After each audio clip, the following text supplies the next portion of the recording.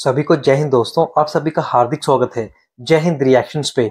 आशा करता हूँ कि आप सभी लोग बहुत अच्छे होंगे। तो आज हम आपके लिए एक लेटेस्ट और एक बहुत ही इंटरेस्टिंग वीडियो लेकर आए जिसमें आप देखेंगे पाकिस्तान के मशहूर पत्रकार आरजू काज़मी को, जो कि बात करेंगी हमारे प्यारे देश भारत और प्रधानमंत्री मोदी के बारे में। तो ये वीडियो काफी इंटरेस्टिंग होगी, जिसे देख के ना सिर्फ आपको मजा आएगा बल्कि आपके चेहरे पे हंसी भी आएगी। तो इसे अंत तक देखें और चैनल पे नए हैं तो चैनल को सब्सक्राइब कर दें ताकि हम आपके लेटेस्ट और मजेदार वीडियोस लाते रहें। तो चलिए पहले ये वीडियो देखते हैं और अंत में इसके बारे में बात करेंगे। जय हिंद जय भारत। हम जी एक बार फिर आज बात शुरू करेंगे हिंदुस्तान और पाकिस्तान से। आप लोग जानते हैं कि दोनों कंट्रीज में कुछ टाइम से थोड़ी टेंशन चल रही है और अब कोशिश की जा रही है, हर तरफ से बात की जा रही है कि शायद ये टेंशन कुछ कम करी जाए, लेकिन कहीं ना कहीं से कोई ना कोई स्टेटमेंट आ जाती है, कभी पाकिस्तान से, भारत से, और लगता है कि टेंशन कम होने में आ तो रही है, लेकिन स्पीड काफी स्लो है। और कई बार ऐसा लगता है कि कहीं फिर से ही ना दोबारा से कोई प्रॉब्लम ना शुरू हो जाए। खैर, बात हम कर रहे थे हिंदुस्तान पाकिस्तान की, तो हम आपको ये बताएं कि जी आज मैं सुबह बैठी थी तो मैंने कहा चलो देखूं किसने क्या वीडियो बनाई। तो हमारे एक दोस्त हैं, हमने उनकी वीडियो देखी। वैसे तो आप जानते हैं कि कुछ ही लोग हैं जिनकी वीडियोस मैं रेगुलर बेसिस पे देख लिया करती हूँ। तो खैर उनकी वीडियो मैंने देखी तो मुझे पता चला कि जी पीएम मोदी जो है वो जितनी भी पॉलिटिकल रैलीज कर रहे हैं अपनी, आजकल आप जानते हैं कि इलेक्शंस का जमाना है और इलेक्शंस चल रहे हैं भारत में, तो मोदी जी जितनी भी पॉलिटिकल रैलीज कर रहे हैं जी, मोदी जी जो है ना वो भर भर के पाकिस्तान को धमकियां दे रहे हैं। जी हाँ, पाकिस्तान को बार बार थ्रेट्स दी जा रही है, कहा जा रहा है घुस के मारेंगे, अगर दोबारा हमारे यहाँ कुछ ऐसा वैसा कुछ हुआ ना तो फिर हम पाकिस्तान को छोड़ेंगे नहीं। और इसी किस्म की बात मोदी जी की उन्होंने क्लिप भी दिखाया उन साहब ने, और मैंने देखा कि मोदी जी जो है पाकिस्तान को मतलब मोदी जी क्या कर रहे हैं आप? मतलब ठीक है, मतलब आप पाकिस्तान को डराने की कोशिश कर रहे हैं। तो हम आपको ये बताते हैं, डरते वरते हम किसी से नहीं है। आपको ये भी पता ही होगा, हमने कई बार अपने प्रोग्राम में भी जिक्र किया है, भेजा फ्राई में भी कई बार कहा, और आप तो भेजा फ्राई देखते हैं, मुझे पता है। तो आपको हमने कई बार बताया कि हम लोग डरते वरते किसी से नहीं है। हाँ, वो जो हम कन्वर्ट हुए थे ना, आपको पता है ना कि जो हम हमारे लोग जो थे, हमारे जो बुजुर्ग थे, वो कन्वर्ट हुए थे रिलीजन छोड़कर और इस्लाम में, तो वो भी हम कोई डर खौफ की वजह से नहीं हुए थे, हम लालच की वजह से। क्योंकि सुना उस जमाने में लोगों को लालच दिया गया था, कुछ लोगों को डराया धमकाया गया था, लेकिन हम लोग वो थे जो लालच में आए थे लेकिन डर में नहीं आए थे। तो मैं अभी भी आपको वही बता रही हूँ, कई बार अपने शोज में बता चुकी हूँ, ये हमें धमकियां मत दिया करें। धमकी से हम लोग डरते नहीं है। जो आप कह रहे थे ना घुस के मारेंगे, ये करेंगे वो करेंगे, ये आपकी पहली पॉलिटिकल रैली नहीं है। इससे पहले भी कई पॉलिटिकल रैलीज में पीएम मोदी ने पाकिस्तान को इसी तरह से कहा है, बल्कि जिस वक्त ऑपरेशन सिंदूर नहीं हुआ था उससे पहले भी पाकिस्तान को इसी तरह से भारतीय प्राइम मिनिस्टर की तरफ से कहा जाता था कि घुस के मारेंगे। उसके बाद 2019 में भी एक एयर स्ट्राइक की गई थी और यही कहा गया था कि जी घुस के मारा है, और अभी फिर वही किया गया। और आप लोगों ने जो है वो तकरीबन 9 जगह पर अटैक किया, और अब उसके बाद फिर पीएम मोदी वही बातें कर रहे हैं कि जी पाकिस्तान को हम छोड़ेंगे नहीं। अरे पॉलिटिकल रैली थी मोदी जी, आप कुछ और बताते ना अपने लोगों को कि आपकी गवर्नमेंट ने क्या काम किया, मतलब पाकिस्तान में घुसने के अलावा क्या काम किया। मतलब आपने अपने लोगों के लिए कुछ ना कुछ इकोनॉमी में किया होगा, कुछ फॉरेन पॉलिसी में किया होगा, कुछ एजुकेशन सेक्टर में किया होगा, किसी और चीज में भारत में काम हुआ होगा। आईटी एक्सपर्ट्स तो आपके से निकलते रहते हैं, लेकिन ये कि बार बार पाकिस्तान को कहना, और बिल्कुल जो हमारे दोस्त भी कह रहे थे ना मोदी जी छोड़ दीजिए, वो ये भी कह रहे थे कि भारत के लोगों को कि जी भारत के लोग मोदी जी को समझाएं कि भाई मोदी जी इस किस्म की धमकियां ना लगाए करें। ये भी जिनकी वीडियो की मैं बात कर रही हूँ, हमारे दोस्त ने ये भी कहा पीएम मोदी के लोगों से, या कह ली भारत के लोगों से, कि भाई कोई मोदी जी को समझाए कि मोदी जी इस तरह से भारत को धमकियां ना लगाए करें। मतलब आप क्या चाहते हैं कि हम लोग रोज रात को 2:30-3 बजे तक बैठ के साधारण इंडिया देखते रहे और ये सोचते रहे कि पता नहीं आपके फाइटर जेट कब आ जाए, इसलिए कि मोदी जी तो सुबह होने का वेट करते नहीं है। वो तो इंतजार ही नहीं करते कि सुबह के 6 बज जाए, 5 बज जाए, 7 बज जाए, बंदा ब्रेकफास्ट कर ले उसके बाद किसी जगह जाकर अटैक करे या कुछ करे। नहीं, रात के 2:30 बजे, 1:30 बजे, 2 बजे, 3 बजे आपके फाइटर जेट आ जाते थे। और उसके बाद मतलब कोई थोड़ा सा इंसान लिहाज कर लेता है कि चलो ठीक है, अटैक करना है, आपको कोई शिकायत है हम लोगों से, आप आना चाहते हैं, अटैक करना चाहते हैं, हमारे लोग भी तैयार ही थे, हमारे लोगों ने कौन सा, आपको जानते हैं कि हमने कौन सा चूड़ियां पहन रखी हैं, लेकिन बात सारी ये है कि देखो थोड़ा सा टाइम अपना सही कर लीजिए। ये मतलब ये इस वक्त तो सहरी भी नहीं होती है जिस टाइम पर आप आए थे, यानी कि 1:30 बजे 2 बजे 3 बजे अटैक हो रहे हैं भाई, ये कौन सा टाइम है। और सुबह मोदी जी प्लीज ख्याल रखिएगा आइंदा के लिए, जब भी आपने आना है, क्योंकि आप बार बार कह रहे हैं आना है, बार बार कह रहे हैं आना है, और अगर कोई कहते हैं ना कि अगर कोई बार बार एक ही बात को रिपीट करे ना तो फिर वो काम तो वो करके ही छोड़ता है। तो अगर आपने दोबारा आना है तो भाई टाइम वगैरह सही कर लिएगा। हमारे लोग जो है ना, हम तो 5-6 बजे तैयार हो जाते हैं, उसके बाद जो है वो पूरा दिन जो काम हो कर लिया करते हैं। तो इसलिए आप लोगों ने भी अगर दोबारा अटैक करने का सोच रखा है तो जी सुबह 5-6 बजे तक ही किएगा, इसलिए कि रात ऊपर वाले ने सोने के लिए बनाई है।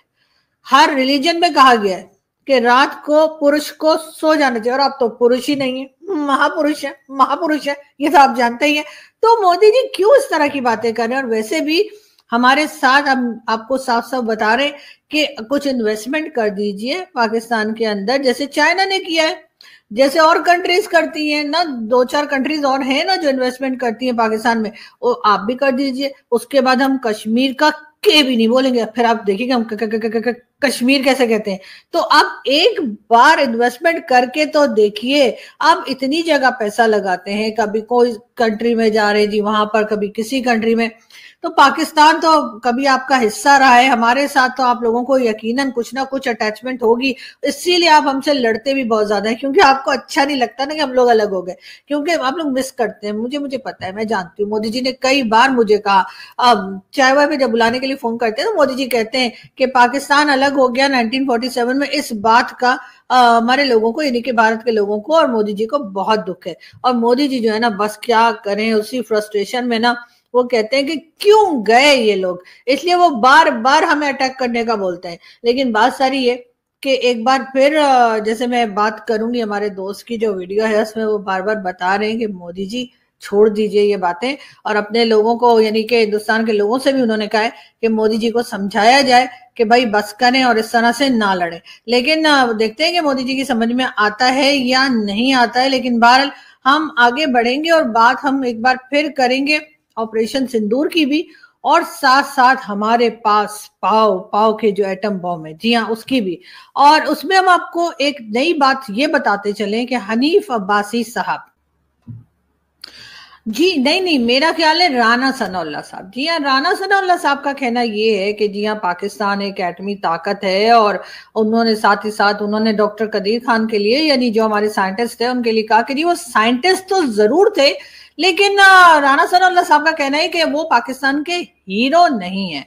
जी हाँ, राना सनाउल्लाह साहब के बकौल जो हमारे साइंटिस्ट थे, यानी कि डॉक्टर अब्दुल कदीर खान, जिनकी वजह से कहा जाता है कि पाकिस्तान एक एटमी ताकत बना या पाकिस्तान ने एटम बम बनाया, वो जी हीरो नहीं है। और उनके बजाय उन्होंने कहा कि जुल्फिकार अली भुट्टो साहब ने जो है वो एटम बम बनाने के बारे में सोचा था। जी हाँ, बिल्कुल सोचा था, और ये वही है जिन्होंने कहा था कि जी हम घास खाएंगे लेकिन एटम बम बनाएंगे। जी हाँ, तो आज हम इत्तेफाक से घास ही खा रहे हैं। और ये बात खैर मैंने पहले भी आप लोगों को बताई थी कि अगर जुल्फिकार अली भुट्टो साहब होते तो यकीनन वो देखकर बहुत खुश हुए होते कि मेरी कौम जो है, यानी जो नेशन जिसका मैं प्राइम मिनिस्टर रहा, उन्होंने मेरी बात का इतना लाज रखा है, इतनी मेरी बात सुनी है कि अगर मैंने कहा था कि घास खाएंगे लेकिन एटम बम बनाएंगे, तो आज वो वाकई में घास खा रहे हैं और एटम बम बना के बैठे। अब ये और बात है, जितनी हिफाजत एटम बम को हमारी करनी चाहिए उससे ज्यादा तो हम उसकी करते हैं। अरे कोई उठा के ना ले जाए, कहीं कोई बेच ना दे, कहीं कोई चोरी ना कर ले, कहीं ईरान ना ले जाए, कहीं अमेरिका ना ले जाए, कहीं भारत कुछ ना कर दे। और इतनी ज्यादा हिफाजत जो हम एटम बम की करते हैं, वो देखकर तो एटम बम को खुद को ऊपर प्राउड फील होता होगा, वाह क्या बात है। मतलब ये कि बजाय इसके कि ये लोग मुझे बता बता कर दुनिया को डराएं, ये तो खुद ज्यादा डरे हुए, और इनको लग रहा है कहीं ऐसा ना हो कि जी कोई हमसे ये न्यूक्लियर पावर ले ना ले, कहीं ऐसा ना हो कि ईरान को हम बेचने जाएं और पता लगे बीच में पकड़े जाएं, कहीं ऐसा ना हो अमेरिका वापस ले ले कि भाई ये लोग तो बावले से लगते हैं, पता नहीं कब कहाँ किस वक्त चला दें।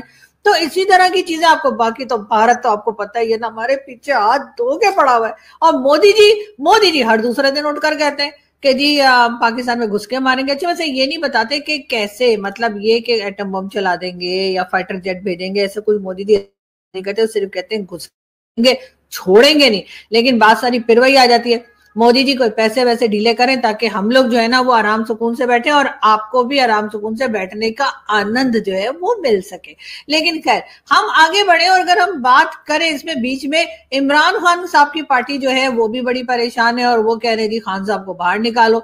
अब बहुत से लोग कहते हैं कि जी पाकिस्तान से जो डेलीगेशन सारी दुनिया को बताने के लिए गया है कि जी देखिए भारत ने हमारे ऊपर अटैक कर दिया और भारत को हमने ये किया, भारत ने हमें वो किया, तो उसमें जी पीटीआई का कोई क्यों नहीं है? जी बिल्कुल होना चाहिए था। माना क्या पोजीशन पार्टी है, लेकिन इमरान खान साहब की पार्टी को लेकर जाना चाहिए था। लेकिन हमारे लोगों को तो आप जानते ही हैं कि वो कभी लेके नहीं जाते। लेकिन हाँ ये जरूर हो रहा है कि पाकिस्तान में ऑलमोस्ट हर दिन मैं देखती हूँ जब न्यूज चैनल लगाओ तो किसी ना किसी टाइम पर राहुल गांधी जी के जो है वो स्टेटमेंट जरूर चल रहे होते हैं जिसमें वो कह रहे होते हैं बताओ कितना नुकसान हुआ एयरफोर्स का, कभी कुछ और कभी कुछ। और उसके साथ साथ उनकी एक ये फोटो भी ये राहुल गांधी है ना, नहीं सॉरी मुझे नहीं पता ये किसने बनाई है, लेकिन खैर ये बनाई है फोटो किसी ने जो सोशल मीडिया पे चल रही है और राहुल गांधी के फैंस ही होंगे जिन्होंने ऐसा किया होगा। लेकिन एक फैन इनके भी है, एक फोटो इनकी भी चली है, कौन है पता नहीं, मैं नहीं जानती इनको, मैं इनको कभी नहीं देखा। तो जी बहरहाल यहाँ पर इस किस्म की चीजें भी सोशल मीडिया पर चल रही है और आप लोग तो जानते ही हैं कि पाकिस्तानी और हो चाहे इंडियंस हो, हम लोग सोशल मीडिया पे जो है वो हंसी मजाक करते रहते हैं चाहे जितना मर्जी हमारी वाट लगी हुई हो। लेकिन उसके साथ साथ जी कुछ लोग ऐसे हैं जो पीटीआई के सपोर्टर हैं और जाहिर है कि जैसे कि ये साहब लतीफ खोसा साहब कह रहे हैं जमीनी जंग तो हुई ही नहीं है, तो आसिम मुनीर साहब जो है वो फील्ड मार्शल कैसे बन गए? जी हाँ ये कहना है जी लतीफ खोसा साहब का जो कि पीटीआई के सपोर्टर भी हैं, लॉयर भी हैं और इमरान खान साहब का केस भी एक जमाने में लड़ते रहे। अब इस किस्म के सवाल लतीफ खोसा साहब आप करेंगे मतलब कुछ तो मतलब ख्याल कीजिए ना, मतलब ऐसे कैसे आपने कह दिया? वो कह रहे हैं कि जी जमीन पे तो कोई जंग ही नहीं हुई है कि जिससे कि दोनों फौजें आपस में लड़ी हो और उसके बाद एक जीत गया हो तो फील्ड मार्शल का टाइटल मिल गया हो। वो कहते हैं नहीं जमीन पे लड़े बिना ही जो है वो फील्ड मार्शल कैसे बन गए? तो भाई ये सवाल जो है लतीफ खोसा साहब वैसे तो मुझे बहुत पसंद आया, लेकिन बात सारी ये है कि जिनसे आपने पूछा है पता नहीं उनको पसंद आया है कि नहीं आया। असल बात तो उधर उनकी हो जाती ना कि उनको भी तो आपका सवाल अच्छा लगना चाहिए, मतलब आप कुछ भी बोलेंगे और लोग कुछ भी सुनेंगे, तो ऐसी बात नहीं है। लेकिन हाँ ये जरूर है कि पाकिस्तान में जो है इस वक्त माहौल है ये है कि जी जैसे हमारे दोस्त की मैं वीडियो का बता रही थी कि वो कह रहे हैं कि जी मोदी जी जो है और इंडियन मीडिया जो है मुसलसल अभी तक लगा हुआ है कि जी पाकिस्तान पे अटैक करेंगे और फिर करेंगे और फिर करेंगे। तो मुझे उनसे पूछना था कि क्या पाकिस्तान के मीडिया ने अपनी कोई और टॉपिक डिस्कस करना शुरू कर दिया है कि नहीं? मैंने तो जहां तक देखा तो पाकिस्तान में भी सारा दिन यही डिस्कस होता रहता है टीवी चैनल्स पे कि भारत शायद फिर से अटैक करे या भारत जो है वो हमारे पर इल्जामात लगा रहा है और उसके बाद जी हमने फलानी कंट्री में भारत को एक्सपोज कर दिया और हमने फलानी कंट्री में भारत को एक्सपोज कर दिया। अब इस तमाम मामले में इस तमाम जो सिचुएशन चल रही है, जो प्रॉब्लम्स चल रही हैं, इसके बीच में पाकिस्तान के लोगों का जो असल मुद्दा है, जो असल इश्यूज हैं, जो मेन प्रॉब्लम्स हैं, उसके ऊपर कोई सुन ही नहीं रहा, कोई देख ही नहीं रहा। बलूचिस्तान में जो उठा पटक चल रही है उसके ऊपर कोई बात ही नहीं हो रही। अरे बलूचिस्तान में एक हंगामा है, सोशल मीडिया अगर देखें तो भरा पड़ा है। बलूचिस्तान के लिए लोगों से अगर बात करें तो बलूचिस्तान और केपीके में जो हंगामा चल रहा है वो हम आपके लिए लेकर आएंगे और आज ही लेकर आएंगे और आज नहीं तो कल तो ले ही आएंगे और एक वीडियो और बनाएंगे और उसमें हम पूरी डिटेल्स आपको बताएंगे कि बलूचिस्तान में और केपीके में क्या चल रहा है जहाँ पे सिचुएशन काफी ज्यादा खराब है। दोस्तों आशा करता हूँ कि वीडियो को आपने अंत तक देखा होगा और हमेशा की तरह आरजू काजमी का मजेदार और हंसमुख अंदाज आपको काफी पसंद आएगा। जहाँ पे आपने देखा आरजू काजमी ने बातों बातों में न सिर्फ भारत और प्रधानमंत्री मोदी के बारे में बात की बल्कि पाकिस्तान को भी पूरी तरह से एक्सपोज करके रख दिया। जहां पे आपने देखा उन्होंने मजे लिए अपने ही फील्ड मार्शल आसिम मुनीर के, जिसने खुद ही को प्रमोशन दे दी। तो आशा करता हूँ वीडियो आपको काफी पसंद आएगी। वीडियो अगर आपको अच्छी लगी तो इसे लाइक और शेयर जरूर कर दे और अपने विचार हमें कमेंट सेक्शन में लिखकर जरूर बताएं। तो चलिए फिर मिलेंगे ऐसी किसी मजेदार वीडियो में, तब तक अपना ध्यान रखिए। जय हिंद, जय भारत।